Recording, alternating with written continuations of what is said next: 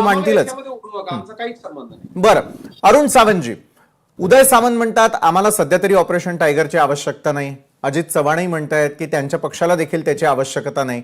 कृपाल तुमाने इकडे सांगतात की काही खासदारांशी चर्चा अतिशय अंतिम टप्प्यात आलेली आहे आणि लगेचच त्या संदर्भातला निर्णय घेतला जाईल. कुणाची बाजू सत्य आहे अरुणजी? पहा, काही आमचे नेते कधी कधी ओव्हर कॉन्फिडन्स मध्ये काही चुकीच्या गोष्टी सुद्धा बोलत असतात. तर मग समज देता का आपण त्यांना? एखादा व्यक्तीवरचं नाव घेऊन मला कोणावरती काही बोलायचं नाही, परंतु जे काही ऍज अ प्रवक्ता आम्हाला माहित आहे किंवा आमचे नेते मंडळी आम्हाला सांगत असतात, ती ही गोष्ट आहे की महाराष्ट्राच्या जनतेला आपल्या चॅनल मार्फत मी सांगू शकेन किंवा सांगू इच्छितो की शिवसेनेला जी आदरणीय एकनाथजी शिंदे यांच्या नेतृत्वाखाली दिवसेंदिवस वाढत आहे एखाद्या वटवृक्षाप्रमाणे, जिच्यामध्ये दररोज प्रवेश सुरू असतात, आदरणीय एकनाथ शिंदेजी यांच्या कामावर विश्वास ठेवून त्यांना कुणाचेही असे आमदार किंवा खासदार पळवायची कधी गरज भासली नाही किंवा पुढे सुद्धा भासणार नाही. तेव्हा ऑपरेशन टायगर वगैरे नाही आम्ही आता करत आहोत किंवा नाही आम्ही पुढे करणार आहोत. मात्र एक लक्षात ठेवावे, शिवसेनेवरती विश्वास ठेवून या राज्याच्या विकासासाठी आणि केंद्र सरकारमधील आमचं नेतृत्व आदरणीय नरेंद्र मोदीजी यांच्यावर विश्वास ठेवून देशाच्या विकासासाठी आमच्या बरोबर जर कोणी येऊ इच्छित असतील तर आमचे नेते मग त्यांना घ्यायचं की नाही घ्यायचं हा निर्णय भविष्यात घेतील. अरुणजी, म्हणजे तुमच्या बाजूने हात पुढे आहे, त्याचबरोबर दरवाजे देखील खुले. अखिलजी, रविवारच्या बैठकीत नेमकं काय झालेलं होतं? ऑनलाईन ऑफलाईन खासदारांची उपस्थिती, नेमकी आकडेवारी काय सांगते? जाणाऱ्यांसाठी दरवाजे खुले. उद्धव ठाकरेंना देखील काय सूचित करायचंय नेमकं? सगळे खासदार हे शिवसेना उद्धव बाळासाहेब ठाकरे या पक्षाबरोबर अबाधित आहेत, ते राहतील. आणि समजा जर ह्यांना असं वाटतं कोणालाही, आता तर सगळे डिनाय करतायत की आम्ही काय कोणतंही ऑपरेशन करत नाही, पण समजा त्यांना जर ते ऑपरेशन करायचं असेल आणि जर कोण खासदार जात असतील तर आमची काही त्याला हे नाही, ते खासदार खुशाल जाऊ शकतात, कारण हे आमच्या बरोबर मनापासून नाहीये, त्यांना आम्ही काय अडवणार नाही, हे गोष्ट मी स्पष्ट करतो. दुसरी गोष्ट राहिली ही की म्हणे आम्ही कधी ह्याच्या आधी काय हे अशा प्रकारचं कोणाचे आमदार खासदार फोडले नाहीत, पळवले नाहीत. महाराष्ट्र पूर्ण देश नाही, 133 जगातल्या देशांनी त्याची नोंद घेतली की कशा प्रकारे आमदार पळवले गेले, स्वतः देखील पळाले, 3 राज्य पळाले. आणि आरोप जर तुम्हाला आठवत असेल, नीट आठवत असेल, तर एक गोष्ट वारंवार सगळ्या माध्यमांसमोर सांगण्यात येत होती तेव्हा, तर ती काय होती, तर राष्ट्रवादी काँग्रेस बरोबर आम्ही मांडीला मांडी लावून बसू शकत नाही, आम्ही बाळासाहेबांच्या विचारांना तिलांजली देऊ शकत नाही. आणि त्याच्यानंतर सत्ता स्थापन केल्यानंतर कोणाच्या मांडीवरती जाऊन बसला का कोणाला आपल्या मांडीवरती बसवलं? ते राष्ट्रवादी नव्हतं का? बरोबर. त्याच्यानंतर एक दुसरा पक्ष जो आता स्वतःला त्याच्यापासून अरे मी त्यातला नाही आणि आमचं काही संबंध नाही, अखिलजी तुम्ही का आग पाकार आमच्यावर करताय, तर काय आहे, तर त्यांना मागणं बुडी घालून जाऊन सपोर्ट मिटिंग करून की कसं पळवता येईल, काय प्रकारे नियोजन करता येईल, हे सगळं केलं. हे सगळं सगळ्यांनी पाहिलेलं आहे.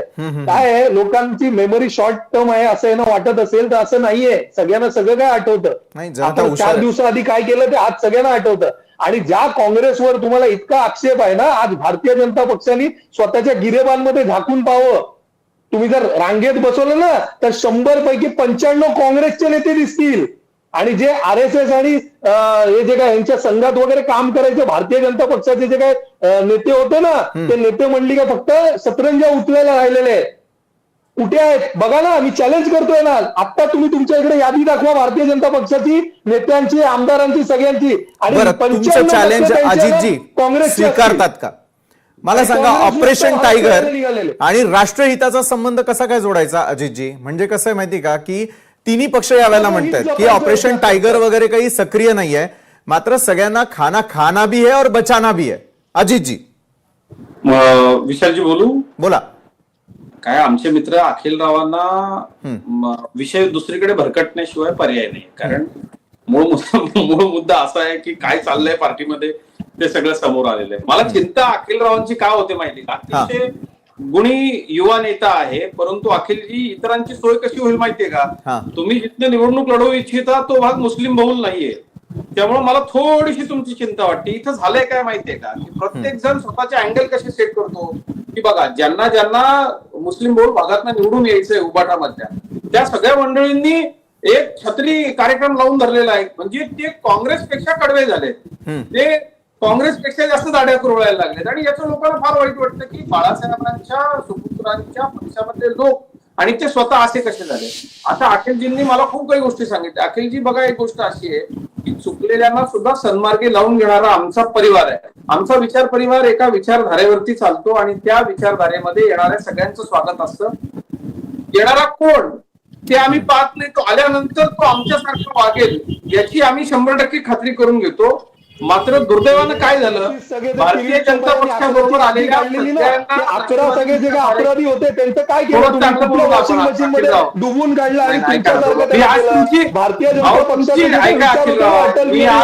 एवढी काळजी अडवाणींचे, त्या लालकृष्ण अडवाणींचे काय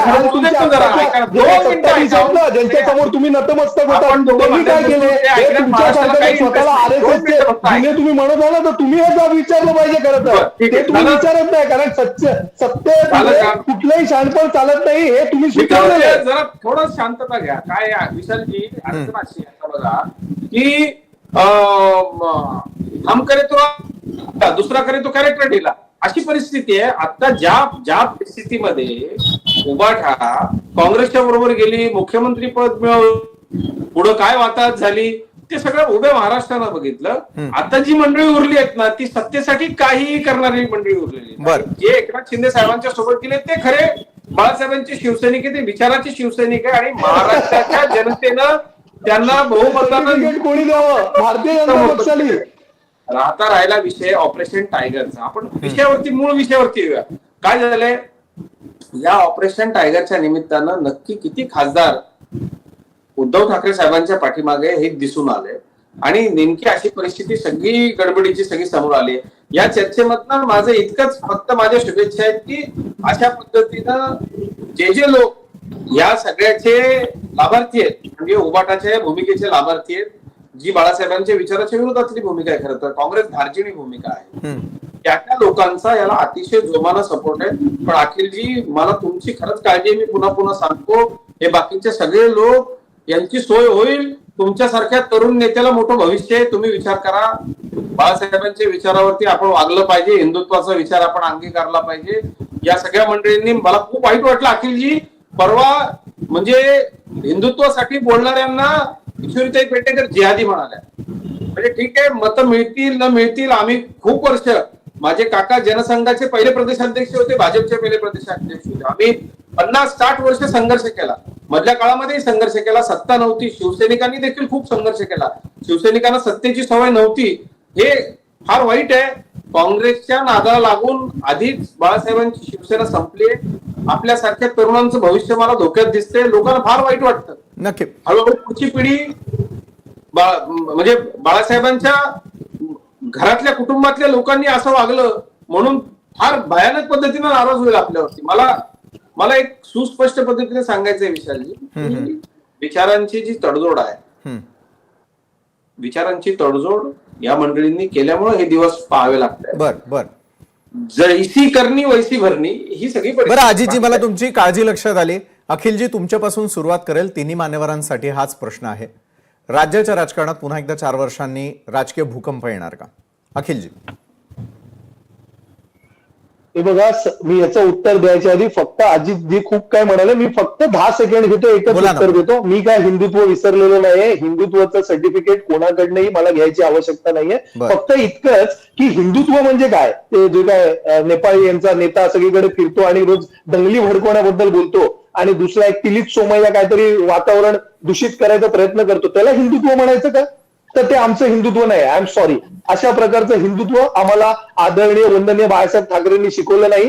ज्या नितेश राणेंनी वारंवार आरएसएसची हाफ चड्डी म्हणून टिंगलटवाळी केली, नको ते आरएसएसच्या नेत्यांबद्दल बोलला, हिंदुत्व बद्दल बोलला जेव्हा काँग्रेसमध्ये होता तेव्हा, आणि आता हे त्यांना डोक्यावर घेऊन नाचतायत कारण ते दिसत नाही हाईट कमी असल्यामुळे.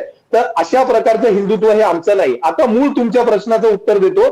4 वर्ष आधी जो काय भूकंप घडला ना, त्यांना असं वाटलं की शिवसेना ही उद्ध्वस्त होईल. पण शिवसेना हे उद्धव बाळासाहेब ठाकरे यांच्या नेतृत्वाखाली आजही ह्यांना त्रास देत आहे. आजही ज्या प्रकारे औरंगजेबला महाराष्ट्रात शिवाजी महाराज गेल्यानंतर 27 वर्ष इकडेच येऊन इथेच दफन व्हावं लागलं की तो विचार संपवण्यासाठी. त्या बर, बर. प्रकारे शिवसेना आणि शिवसेना उद्धव बाळासाहेब ठाकरे हे पक्ष संपवता भारतीय जनता पक्ष संपेल, पण शिवसेना उद्धव बाळासाहेब ठाकरे हे पक्ष संपणार नाही आणि या सगळ्यांना पुरून उरणार आणि इतिहासात याची नोंद देखील घेतली जाईल, हे आपल्याला आपल्या माध्यमातून सांगतो. अरुणजी थोडक्यात. विशालजी पहा, उबाठा नावाच्या निष्क्रिय नेतृत्वाला आणि नेत्याला जर हे 7 खासदार कंटाळलेले असतील आणि त्यांना जर देशहितासाठी काही करायचं असेल तर खरोखर या महाराष्ट्रामध्ये या मुंबईमध्ये तुम्हाला भूकंप झालेला दिसून येऊ शकतो. अजितजी. नाही, माझं इतकंच म्हणणं आहे की अशा पद्धतीची नियोजन आणि रचना आमची नसते. करायचं तर छाती ठोकपणे आम्ही करतो, करून टाकतो, केल्यानंतर सगळ्यांना कळतं. आणि उबाठानं जी भूमिका स्वीकारलेली आहे त्याच्याकरता त्यांना खूप शुभेच्छा. आमचा फायदाच त्यामुळे होणार आहे. पण अखिलजी, पुन्हा एकदा जाता जाता माझा मित्रत्वाचा सल्ला आहे की तुम्ही एक गोष्ट लक्षात घ्या की तुमचा वापर बोलण्याकरता होईल, पण खरं हिंदुत्व जे तुम्हालाही माहिती आहे काय आहे, शिवसैनिक रस्त्यावरती उतरणारा आहे, अशा पद्धतीनं मुस्लिम बहुल इलाक्यातनं आपण ज्या पद्धतीनं निवडणूक लढून जिंकून येऊ शकतो. म्हणून काही लोक उद्धवजींच्या आजूबाजूला या भूमिकेची समर्थन करतायत. तुमचे अमित साटम आणि आशिष शेलार, हे शेलार तर सांगतात मी शेलार नाहीये, मी पुरेशी आहे. त्याचा व्हिडिओ पाठवतो तुम्हाला, याच चॅनलवर दाखवलेलं. आणि तुमच्या अमित साटम तर अशा प्रकारे तिकडे जाऊन मुसलमानांचं लांगुल चलन करत होते, अशा प्रकारे उर्दू झाडत होते की एखाद्या मौलवीला देखील लाजवतील. बरं, नक्कीच या राजकीय घडामोडी घडत राहतील. मात्र पुढच्या काळामध्ये खरोखर राजकीय भूकंप येतो का याविषयी चर्चा केली, त्यासाठी तिन्ही मान्यवरांचे धन्यवाद. दिवसभरातील आणखी एका महत्त्वाच्या घडामोडीसह आपण लगेच भेटतोय छोट्याशा ब्रेक.